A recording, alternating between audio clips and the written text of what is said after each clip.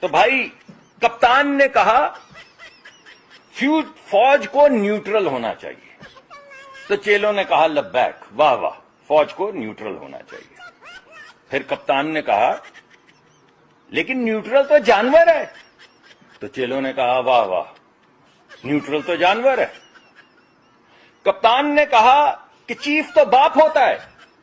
تو چیلوں نے کہا واہ، چیف تو باپ ہوتا ہے. پھر کپتان نے کہا باپ تو میر جعفر ہے.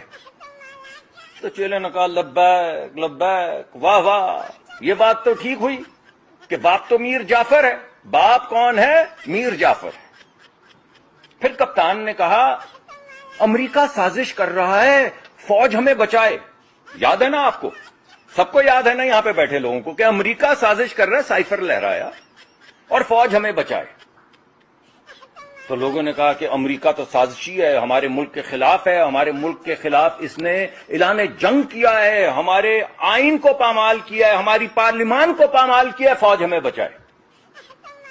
پھر کہا کپتان نے کہ فوج ہمیں برباد کر رہی ہے، امریکہ بچائے. تو لوگوں نے کہا ہاں، آپ نے دیکھا انہوں نے ریزولوشن پاس کی امریکہ نے، اور ہر جگہ ڈنکا بجایا گیا اس کا کہ فوج ہمیں برباد کر رہی، کون بچائے؟ امریکہ بچائے.